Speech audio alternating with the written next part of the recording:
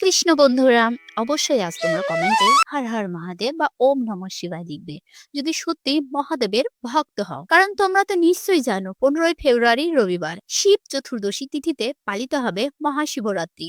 চলবে 16ই ফেব্রুয়ারি পর্যন্ত। তো তোমাদের জানাই শুভ শিবরাত্রি। হর হর মহাদেব। মহাদেবের আরাধনার করার শ্রেষ্ঠ দিন ও শ্রেষ্ঠ রাত হচ্ছে শিবরাত্রির। কিন্তু শিবরাত্রি পালন করতে গিয়ে আশীর্বাদের পাওয়ার জায়গায় জীবনে অভিশাপ ডেকে আনছো না তো? শিবরাত্রির কিছু নিয়ম অবশ্যই অক্ষরে অক্ষরে পালন করা উচিত। আর এই নিয়ম যদি সঠিকভাবে পালন না করো, তোমাদের জীবনের সাথে সাথে তোমাদের পরিবারের জন্য অভিশাপ ডেকে আনছো। যে নিয়মগুলো অবশ্যই তোমাদের মেনে চলতে হবে।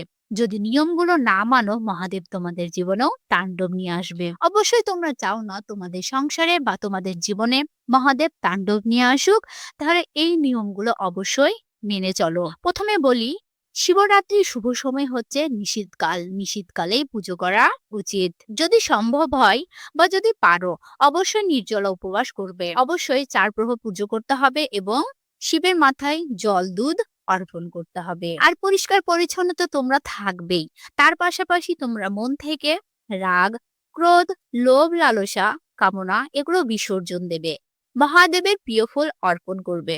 ধুতরা ফুল, আকন্দ ফুল, অপরাজিতা ফুল এবং কল্কে ফুল। মহাদেবের প্রসাদে 5 ফল এবং মিষ্টি অবশ্যই রাখবে। যদি মহাদেবের কাছে ফল অর্পণ করো, তাহলে দেখবে তোমার ফল অবশ্যই পাবে। আর সব থেকে যেটা খুব প্রয়োজন এবং বাধ্যতামূলক, সেটা হচ্ছে বেলপত্র। কিন্তু যেমন তেমন ভাবে এই বেলপত্র অর্পণ করলে চলবে না, নয়তো তোমার সংসারও তোমার জীবনও যেমন তেমন ভাবেই কাটবে। সাবধান, বেলপত্র যেন শুকনো বা ছেঁড়া না থাকে এবং উল্টো করে বেলপত্র অর্পণ করবে না। অবশেষে তোমাদের একটি কথাই বলবো, তোমরা যদি হ্যাপি থাকতে চাও, মহাদেবের আশীর্বাদ পেতে চাও, তাহলে অবশ্যই মহাদেবকে সন্তুষ্ট করতে হবে, মন থেকে ভক্তি রাখতে হবে।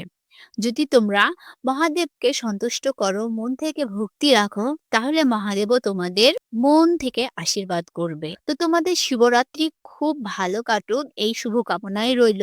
তোমাদেরকে আবারও জানায় হর হর মহাদেব।